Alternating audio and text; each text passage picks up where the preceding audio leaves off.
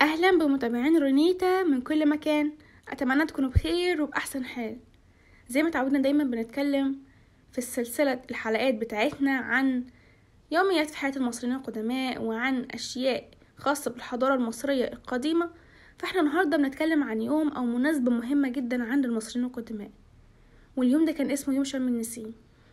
يوم شم النسيم ده اللي مازال المصريين لحد الوقت الحالي بعضهم بيحتفل بيه. لكن يوم شم النسيم ده بقى من الأيام اللي بترجع جذوره للمصريين القدماء أصلا، وكانوا بيحتفلوا بيه في فصل الربيع. اشمعنى فصل الربيع؟ عشان في فصل الربيع الأزهار بتنبت وبتكون زاهية وجميلة في الوقت ده، اللي بيكون في نفس الوقت بتاع بداية موسم الزراعة أصلا. وكان الاحتفال باليوم ده بيتم في اليوم التالي ليوم عيد الفصح اللي بيرتبط بنهاية فصل الشتاء، وده كانوا بيعتبروه وقت للاحتفال بتجدد الحياة في الطبيعة. وكمان المصريين القدماء ربطوا اليوم ده بتجدد الحياة والبعث، وكانوا بيحتفلوا بيه للاحتفاء بالشمس ونورها.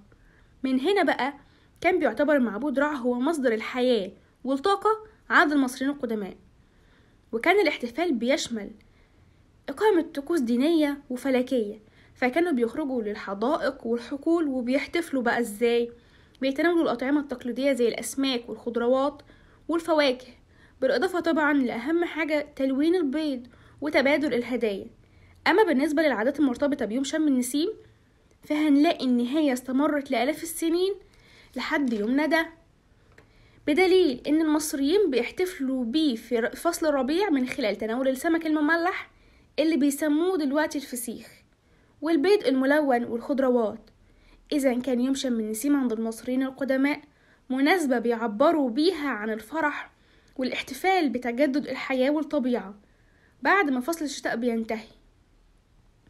الخلاصة يعني إن يوم شم النسيم هو تقليد عريق بيربط المصريين القدماء بالتجدد والحياة، ولا يزال اليوم ده بيحتفظ بجوهره الشعبي رغم تطوره عبر العصور. وبيعد يوم شم النسيم من أقدم المناسبات في العالم اللي كان بيحتفل بيه المصريين القدماء. بس كده بنكون وصلنا لنهاية الفيديو. لو الفيديو عجبك ما تنساش تعمل لايك. انتظروني الحلقة الجاية مع رونيتا بموضوع جديد. سلام.